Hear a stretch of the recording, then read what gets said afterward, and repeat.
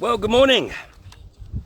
This is Ian R. Crane, and it's the morning of Friday, 21st of September 2018. And right now it's an absolutely beautiful morning. There's still a bit of wind, but it's only gusting at probably 15 to 20 mile an hour, as opposed to the near hurricane force winds and rain that I think probably swept across the entire north of England yesterday.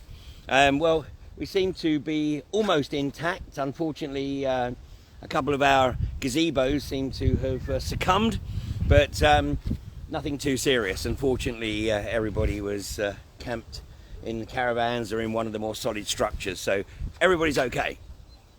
Except for the fact, of course, that yesterday iGas rolled the first major convoys into the Missing Springs well site. And the police presence was absolutely absurd. At one time, there was 38 police actually at the bellmouth for the 7 protectors that were there. And in addition to that, there was a number of other police vans with the heavies in there. And every vehicle that came in was escorted by a police convoy. So, funnily enough, it was reported at the Missing community meeting earlier in the week that crime seems to be going up in the area.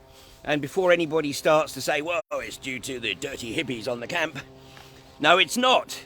It's due to the petty criminal community taking advantage of the fact that the police would seem to be otherwise engaged in corporate enforcement. But here's a word of advice for anybody that does suffer from any criminal activity. Of course, if you call 999 and you're experiencing a burglary or a break-in or maybe even something a bit more serious, they are invariably too busy. But of course, if you tell them that whomever has broken in has offended you, then no doubt they will send the flying squad down immediately. So that's clearly the secret, especially if you're the South Yorkshire side of the border here. Then simply phone the police and tell them you're offended, and then you will get the rapid response unit out pretty damn quick. Well, of course, we are now entering the final 5 weeks of the consultation period that the government announced back in July. And this is the consultation to get reactions to the government proposal to make exploration for shale gas, exploratory drilling, permitted development. In other words, basically, the oil and gas companies, once they've acquired access to the land, do not have to then seek any further local authority permission. They simply write a letter to the local authority saying, we've got permission to access the land and we will be drilling here on such and such a date. Well, consider the possibility that there is something a little bit more sinister behind this. Now, the good news is that that in of itself, the supposed permitted development for shale gas exploration, is getting a massive reaction. And I think Greg Clark's strategy is paying off here, because, of course, he does not want to be seen to be the one pulling the plug on an industry that effectively they've been hamstrung with by their predecessors, David Cameron and George Osborne. So what they've done is they've thrown a grenade out into the wider community and said, you know what, unless you guys actually start to take an interest, we're just going to make it permitted development. Well, councils all across the country are discussing this, and invariably the votes are nigh on unanimous. In fact, very few people seem to want to vote against it. There have been a few abstentions, but yesterday evening reports came in that Doncaster Metropolitan Borough Council, they actually voted by 40-0. I think there was one abstention, but 40-0 against the proposals to make exploratory drilling for shale gas permitted development. And then shortly after that, reports came in that Nottinghamshire County Council, which is Tory-led, had voted again unanimously to reject the permitted development proposition. Well, that's unanimous for the exploration of shale gas, i.e. drilling a deep borehole. But actually consider the possibility that this is the Trojan horse, and that in reality what is going on here is an attempt to establish permitted development for the disposal of toxic nuclear waste. And I just want to remind people watching this that back in 2015, so some 3.5 years ago, hot on the heels of the Infrastructure Act being passed into law, just before Parliament was about to go into its Easter recess, the announcement was made that the disposal of nuclear waste would actually be classified as a nationally significant infrastructure project and would therefore be removed from the consultation process with local authorities. So that was put out.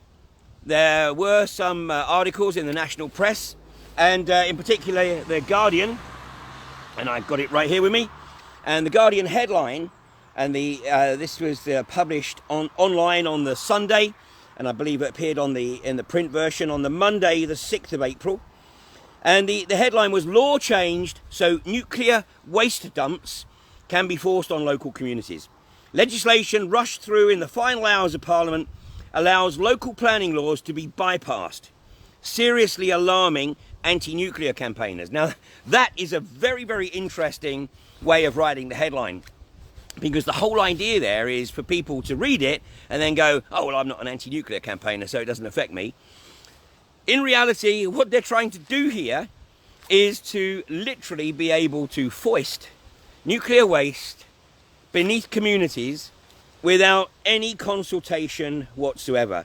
And the article opens, "Nuclear waste dumps can be imposed on local communities without their support under a new law rushed through in the final hours of Parliament. Under the latest rules, the long search for a place to store Britain's stockpile of 50 years' worth of the most radioactive waste from power stations, weapons and medical use can be ended by bypassing local planning. Since last week," that's back in April 2015, "the sites are now officially considered nationally significant infrastructure projects and so will be chosen by the Secretary of State for Energy. He or she would get advice from the Planning Inspectorate but would not be bound by the recommendation. Local councils and committees can object to details of the development but cannot stop it altogether." So that's 3.5 years ago. So then let's take a look at what's happened more recently. Well, in the interim, and I'm going to link to this PowerPoint presentation, there was a joint presentation made by John Beswick of Marriott Drilling, based down in Chesterfield in Derbyshire, Professor Fergus Gibb and Dr. Carl Travis of the University of Sheffield. And in that presentation, they are making the proposition that the answer to the permanent disposal of highly toxic nuclear waste is to bury it in deep boreholes. Of course, the government had tried to establish a deep geological disposal facility like that built in Onkala, near 250 kilometres northwest of Helsinki.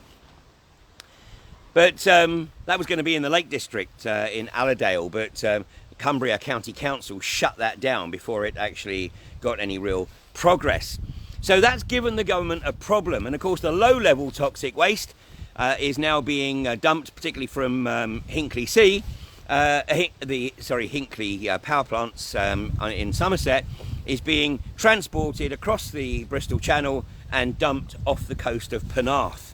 So I think we can pretty much guarantee that we're going to see an increase in leukemia, particularly amongst children in South Wales over the next few years. And obviously the precedent for that is the total lack of children on the island of Alderney in the Channel Islands because of the nuclear waste that was dumped for some 30 odd years in the Herd Deep just to the north of the Channel Islands, which has effectively made the cancer rate spike in those who have the misfortune to live in that area. But the high-level waste, they don't have a solution for. But Professor Fergus Gibb at Sheffield University has been working on this now for nearly 2 decades. And if we look at what's happened this year, if we just go back to July. Now, July was when the consultation period for permitted development for shale gas exploration was introduced. But actually, in reality, the government is using this as a Trojan horse to try to establish a basis for getting deep boreholes to dispose of the nuclear waste. And in fact, I think I've got it right here. Yep, on the 31st of July, so this is actually a week after the consultation period commenced, there was a draft national policy statement for geological disposal and the infrastructure related to that. And the Business, Energy and Industrial Strategy Committee published a report on the draft national policy statement for geological disposal infrastructure. And basically in that report, they're looking at 4 crucial areas. Whether or not national parks and areas of outstanding natural beauty could be put to use to bury the toxic nuclear waste. Using geological disposal for new nuclear build activity. The report also discussed the place of local community consent in the process, i.e. none. And here's the big one. How the national policy statement is linked with the industrial strategy to deliver socio-economic benefits to host communities. In other words, basically how much have we got to bribe them to take this waste beneath their community. And then on the 6th of September, so literally just 2 weeks ago, the House of Lords had a committee meeting to discuss the national policy statement for geological disposal infrastructure, and this was chaired by Lord Henley. And basically this is pushing the concept in the Lords. So Lord Henley, interesting guy, he's a hereditary peer, otherwise known as Oliver Michael Robert Eden, the 8th Baron Henley and the 6th Baron Northington. And here's a piece of irony. Lord Henley previously served as Minister of State at the Home Office with responsibility for crime prevention and antisocial behaviour. Well, clearly he hasn't actually made the link here, of course, between antisocial behaviour and a government proposition to quietly bury toxic nuclear waste beneath communities. So in this PowerPoint presentation that I'm going to link beneath this video, Professor Fergus Gibb makes the observation that the entire stock of the UK's highly toxic nuclear waste could be buried in 6 wells, which could take up no bigger than the surface area of a football pitch. The reality, of course, is that isn't going to happen. And what they're looking to, I believe, do, and this is also based on my research and my conversations with those who are tasked with this project at Radioactive Waste Management, and they will spread this across the country. It won't be in just 6 wells. They'll take the opportunity to quietly bury this without any consultation in wells right across the north of England. So if they get a network of exploratory shale gas wells, basically there's going to be a few of those wells where the companies say, oh dear, what a shame, we're not going to get any viable return, so basically the well's going to be abandoned. Well, of course it won't be abandoned. They'll be looking for the ongoing revenue stream that they will get in perpetuity for hosting this nuclear waste disposal. And of course what that will also do is it will spread the cancer clusters. There won't be a cancer cluster in one particular area like we're going to see in South Wales over the next couple of decades, but it will be right across the north of England. And of course there will be therefore the plausible deniability that no, nothing to do with the nuclear waste disposal. So here's the deal. There's 5 weeks left to get a response in to the consultation on permitted development for shale gas exploration. So here's what people need to do to make sure that this does not escalate into a nuclear waste disposal project. Then stop the wells being drilled in the first place. And by stopping the wells being drilled, then you take away the prospect of this toxic nuclear waste being buried beneath your community. And I'll post the links to everything that I've shared in this morning's video. And I'm just getting the message that there's no sound on I think it's the YouTube camera here. So we'll have to upload it from elsewhere a bit later. So thanks for telling me that, and we'll get it sorted later. Technical issues of live broadcasting. Anyway, that's it for today.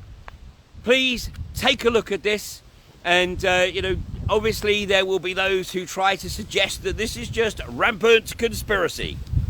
But I'm going to post the links. You join the dots, and let's make sure that the British government never gets an opportunity to advance this antisocial behaviour by depositing toxic nuclear waste. Right, looks like I've got a little bit of recovery work to do on the camp here this morning, but I'll be back with you on Monday morning. So you have a great weekend, and please try and find an hour or so to do your own research. Thanks a lot, and take care now.